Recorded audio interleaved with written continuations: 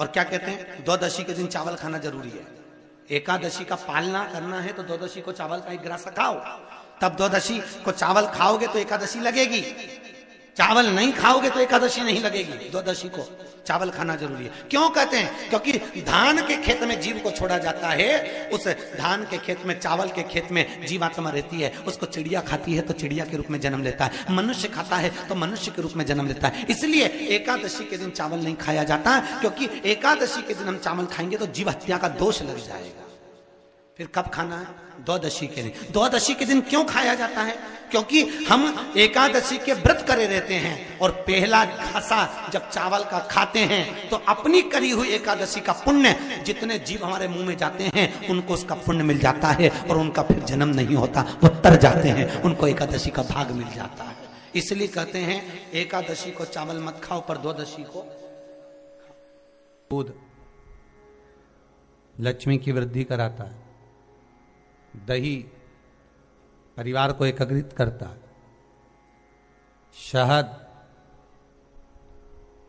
रोग बीमारी को दूर भगा देता है,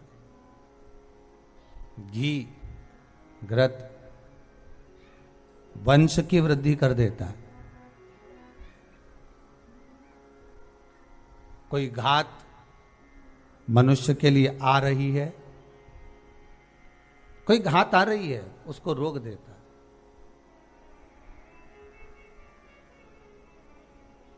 शक्कर मिष्ठान महाराज, परिवार में अगर कहीं कोई क्लेश चल रहा है, कोई बहुत ज्यादा क्लेश चल रहा है, शक्कर उसको रोक देती है। शिव को समर्पित होने वाली एक एक वस्तु, शंकर को समर्पित होने वाला एक एक पदार्थ, शिव को समर्पित होने वाली एक एक चीज भगवान स्वतः स्वीकार कर कर जीवन का एक आनंद सुख दे। मारने के लिए आतुर हुए शंकर भगवान के सिर से एक पसीने की बूंद पृथ्वी पर गिर गई। गिरते से एक धधकता हुआ अंगारा, लाल धधकता हुआ अंगारा ग्रह एक पुत्र के रूप में जन्म ले लिया। पृथ्वी से हुआ इसलिए मंगल कहला गया। धधकता हुआ।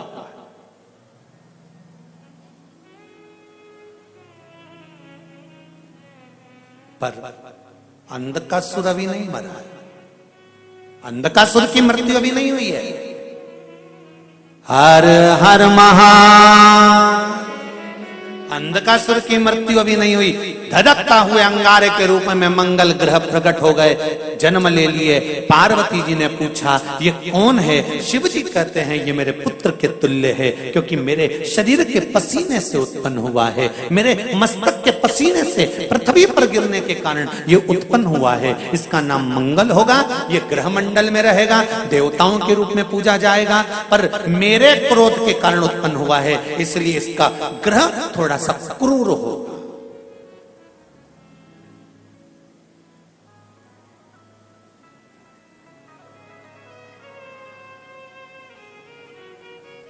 एक बात बहुत ध्यान से सुनिएगा, विवाह, शादी, संतान प्राप्ति, विवाह के बाद में विवाद या किसी नए कार्य के लिए आगे बढ़ रहे हैं और उसमें अड़चन आ रही है, तो एक बार किसी ज्योतिष आचार्य के पास जाकर पूछना, वो बता देगा या तो मंगल या शनि कुछ ना कुछ, कोई ना कोई क्रूर ग्रह तकलीफ दे रहा होगा। ज्योतिष आचार्य के पास जाएंगे, वो कहेगा। जितने भी ग्रह हैं, चाहे राहु हो, केतु हो, मंगल हो, शनि हो, बुध हो, भौम हो, सूर्य हो, ये सारे जो ग्रह हैं ये शंकर भगवान के शिवलिंग के पास में विराजमान है। शिवलिंग के पास में विराजमान। कभी मौका मिल जाए, विवाह शादी में देरी हो रही हो, या कोई नया कार्य चालू कर रहे हो उसमें देरी हो रही हो, या कोई सर्विस के लिए, नौकरी के लिए जा रहे हो, और वो कार्य नहीं हो रहा हो तो एक धतूरा, केवल एक धतूरा, उस धतूरे को फोड़कर उसके अंदर का फल निकालकर उस फल को शिवलिंग पर चढ़ाकर एक लोटा जल शंकर भगवान को समर्पित कर आइए। दिन होना चाहिए मंगलवार। कौन सा दिन होना चाहिए? जम के बोलो जरा, मंगलवार का समर्पित करो। उसके बाद में आप विवाह के लिए अगर समर्पित करें हैं तो विवाह में देरी नहीं होगी। व्यवसाय और व्यापार के लिए या नौकरी के लिए समर्पित करें हैं तो उसमें देरी नहीं होगी। आपने पत्र में लिखा है, गुरुजी चरणों को कोटि कोटि प्रणाम। शिव महापुराण की कथा की महिमा।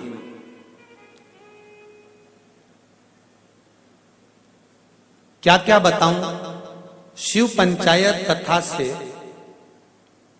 हमने, जो शिव पंचायत कथा हुई थी, आप लोगों ने भी टीवी पर श्रवण करी होगी, उस कथा से हमने सुना था। उस समय पर हमने एक बोर डालते समय का उपाय करने से हमने बोर करवाया और उसमें पानी की मात्रा नहीं थी, तो वो उपाय करा। बाबा की कृपा से पानी 85 फीट को आ गया।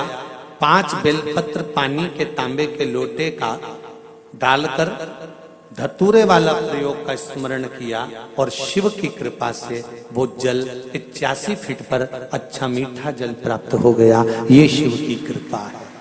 बैठिए रेड्डी जी, बैठिए। हर हर महादेव। श्री डी सारिका डी शंकर संगार रेड्डी तेलंगाना से।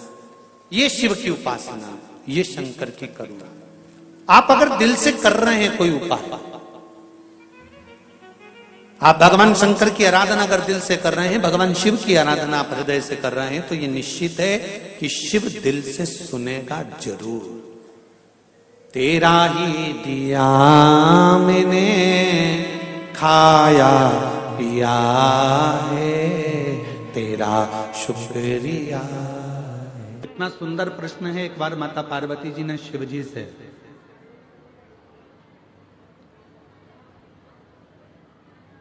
मां गंगा के घाट पर एक प्रश्न किया। थोड़ा सावधानी से सुनिएगा इस प्रश्न को। पार्वती जी भगवान शिव से एक प्रश्न कर रही हैं गंगा जी के घाट पर। बाबा, मेरे मन में थोड़ा सा संशय है, उस संशय को मिटा दीजिए। क्या संशय है? आपके हृदय में संशय कौन सा है? क्या संशय अड़ गया आपके हृदय में जो आपको बेचैनी हो रही है, चैन नहीं मिल रहा, शांति नहीं मिल रहा? क्या संशय? तो कहा, बाबा मेरे मन में एक संशय है, अगर किसी भक्त को आपसे मिलना हो तो किस जगह पर जाकर वो मिल सकता है? कौन सी जगह ऐसी है जहां भक्त भगवान से मिल जाए? जहां भक्त भगवान से मिले वो स्थान बताइए।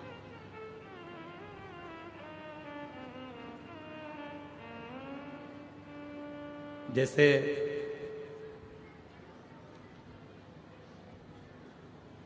अपन कहते हैं ना कि अगर आपसे मिलना हो तो आपका पर्सनल नंबर कौन सा है?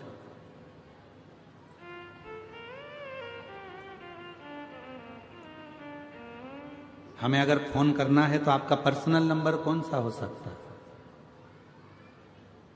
तिवारी जी, विजय प्रसाद तिवारी जी, आपका पर्सनल नंबर कौन सा है? नंबर ही नहीं है तो जो साथ रहते हैं उनका तो होगा। शंभू बड़े सरल है, बड़े साथ। तो कहते हैं किसी से अगर मिलना हो तो उसका पर्सनल नंबर पूछा जाता है कि आपका पर्सनल नंबर कौन सा है। अगर हमें बात करना हो, बहुत जरूरी बात हो, तो आपका नंबर मिल सकता है, प्राप्त हो सकता है। ये बॉटल बांटने वाले भैयाओं से मेरा एक निवेदन है कि पीछे जो लोग धूप में बैठे हैं मेरी जीजियों, आप लोग तो पानी की बोतल साथ लाए हो ना, बोलो तो जम के। तो जो पीछे धूप में बैठे हैं उनसे निवेदन है कि यहाँ बाटल ना देकर जो वनवासी आदिवासी क्षेत्र के मेरे बहन भाई धूप में बैठे हुए हैं, आप उनको बाटल दीजिए पानी की और उनको प्रदान करें।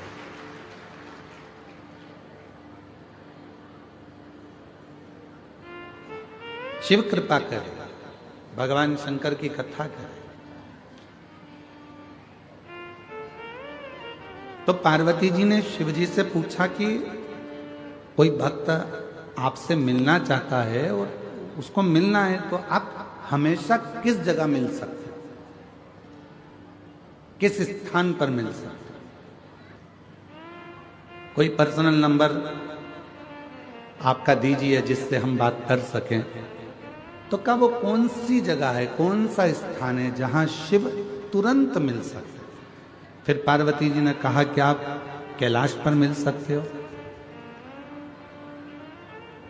तो भगवान शंकर ने कहा कैलाश पर मिल तो जाऊंगा, मना नहीं है मिलने के लिए, पर बात इतनी सी है, जिसके पास में पैसा होगा खर्चा कर कर, जिसका शरीर सही चल रहा होगा मेहनत कर कर तो कैलाश तक पहुंच जाएगा। पर जो बेचारा गरीबड़ा है, साधारण है, उसके पास पैसा भी नहीं है, जाने आने का साधन भी नहीं है, वो कैलाश पर कैसे पहुंचे? वो कैलाश पर्वत तक कैसे पहुंचे? तो पार्वती जी ने कहा फिर आप क्या केदार पर मिल जाओगे? शिव जी ने कहा मैं केदारनाथ में भी मिल जाऊंगा, पर दिक्कत इतनी सी है कि वहां पर आने के लिए भी शरीर पूरा अच्छा चाहिए और थोड़ा सा धन चाहिए, तो वहां भी मैं मिल जाऊंगा। पर गरीब कैसे पहुंचे? ये जो अपना वन नहीं छोड़ सकते, ये अपना आदिवासी वनवासी क्षेत्र के जो भक्त हैं, आदिवासी वनवासी क्षेत्र के जो मेरी बहन हैं, आदिवासी वनवासी क्षेत्र के मेरे जो जीजा हैं, जो मेरी बेटियां हैं, बेटे हैं, जो मेरे बुजुर्ग माँ बाप हैं, वो अपना वन नहीं छोड़ सकते, जो अपना जंगल नहीं छोड़ सकते, वो आपसे कैसे मिले? फिर वो केदारनाथ भी नहीं जा सकते, वो कैलाश धाम भी नहीं जा सकते, वो विश्वनाथ भी नहीं जा सकते, वो सोमनाथ भी नहीं जा सकते, वो अमरनाथ भी नहीं जा सकते। तो इनके लिए कोई सरल साधन बता दो कि प्रभु मैं आपसे पूछना चाहती हूं, कोई ऐसा नंबर बता दो जिससे तुरंत इनसे मिलना हो जाए, आपसे मिलना हो जाए।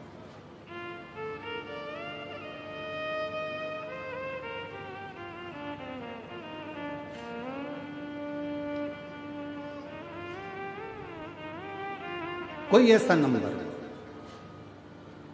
महाराज?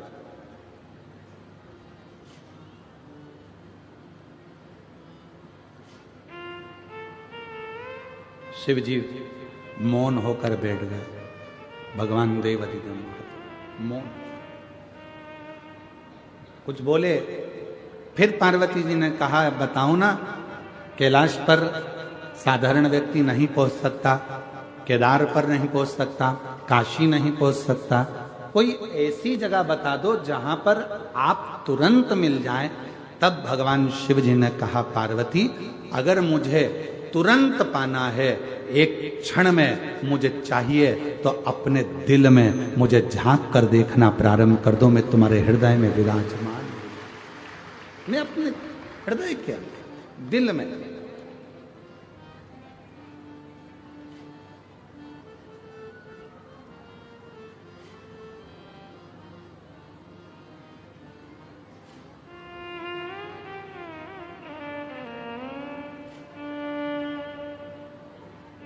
बस वही। और मुझे एक जरूरी काम भोला का, और मैंने ढूंढा देश तमाम भोला,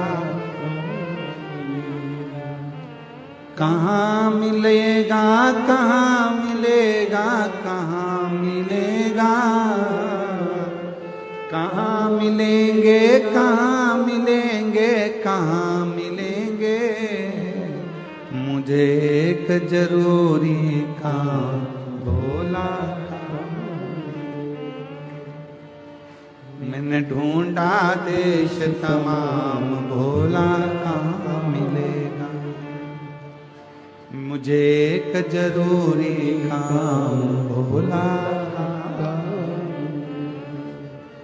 कहाँ मिलेगा, कहाँ मिलेगा, कहाँ मिलेगा, कहाँ मिलेगा, कहाँ मिलेगा, कहाँ मिलेगा।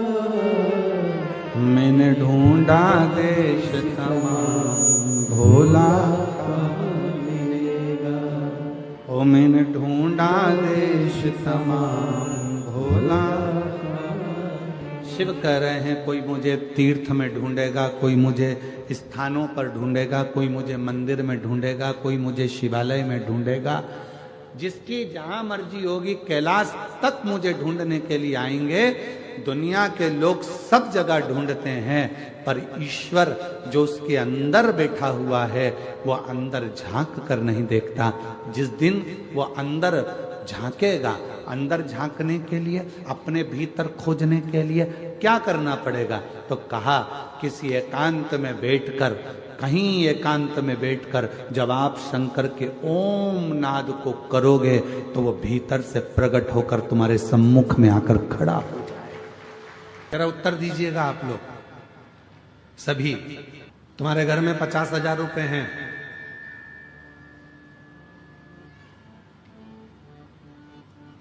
कोई बीमार पड़ गया घर के अंदर, हॉस्पिटल लेकर चले गए, इलाज चालू हो गया,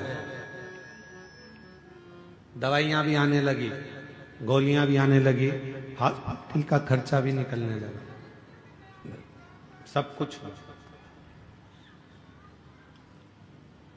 अब डॉक्टर ने तुमसे कह दिया कि इसकी अंतिम सांसें चल रही है और इसके पास में अब समय नहीं है, और तुम डॉक्टर से कहो कि गुरु डॉक्टर साहब मेरे से 1 लाख रुपए ले लो, मेरे से 2 लाख रुपए ले लो, मेरे से 5 लाख रुपए ले लो, मेरे से 4 लाख रुपए ले लो, इसको ठीक कर दीजिए, इसको थोड़ा सही कर दीजिए, ऐसी कृपा कर दीजिए कि ये बिल्कुल ठीक हो जाए, ऐसा कुछ कर दो, मेरे से पैसे ले लो और इसको ठीक कर दो।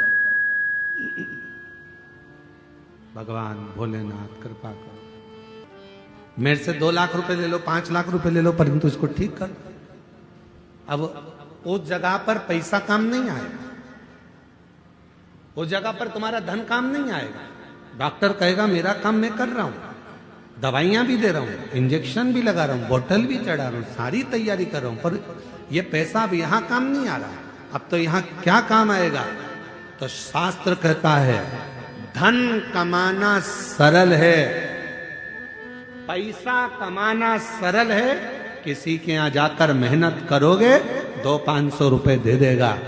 कोई दुकान पर काम करोगे 200-500 रुपए दे देगा, हमाली करोगे 200-500 रुपए मिल जाएगा। शिव महापुराण की कथा कहती है पैसा कमाना सरल है, पर पुण्य कमाना दुनिया का सबसे कठिन काम है। सबसे कठिन काम है पुण्य को कमाना।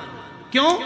अंतिम समय में, प्राण छूटने के समय में, हॉस्पिटल में, सब हॉस्पिटल के बाहर होंगे, बेटा बाहर, बहू बाहर, रिश्तेदार बाहर, नातेदार बाहर, भाई बाहर, बहन बाहर, बेटी बाहर, दामाद बाहर, बेटा बहू सब बाहर। हॉस्पिटल के अंदर जब मशीनें लगाई जाएगी, अकेले पलंग पर आईसीयू में पड़े होगे, वेंटिलेटर पर पड़े होगे, उस समय पर तुमने कितना पैसा कमाया वो वहां काम नहीं आएगा। उस समय पर अंतिम बिंदु में काम आएगा कि तुमने अपनी जिंदगी में पुण्य कितना कमाया। वो पुण्य तेरे सामने आकर खड़ा हो जाएगा और वो पुण्य तुझे श्वास देना प्रारंभ। पुण्य, पैसा कमाना कठिन नहीं है मेरी बहनों, मेरे जीजाओं, मेरी जीजियों, पैसा कमाना सरल है। यहाँ छत्तीसगढ़ का हमको नहीं मालूम, हमारे मध्य प्रदेश का मालूम है हमको। मध्य प्रदेश में हमारे यहाँ जो गरीबी रेखा के अंतर्गत आते हैं उनको गेहूं फ्री मिलता है, कम शुल्क में शक्कर मिलती है, कम शुल्क में, निःशुल्क, कम पैसे में, थोड़े बहुत पैसे में उनको गेहूं मिलता है, उनको शक्कर मिलती है, उनको तेल मिलता है। यहाँ मिलता है? अरे बोलो तो जम के, आवाज नहीं आई, और जम के बोलो। मिलता है। झोला लेके तुम सीधे दुकान पर पहुंच गई, जहां पर मिलता है वहां पहुंच गई, वो दे देगा क्या तुमको? जम के तो बोलो नहीं देगा। क्या कहेगा? डायरी ला। वो कौन सा एक डायरी होती, पीली पीली है, परमिट, आधार कार्ड, राशन कार्ड। हाँ, परंतु राशन कार्ड भी पीला और लाल ऐसा कुछ चलता है कि वो उसी पे दवाई की व्यवस्था होती है, उसी पे फ्री में इसकी व्यवस्था होती है, ऐसे ही ना कुछ। तो वो कार्ड ले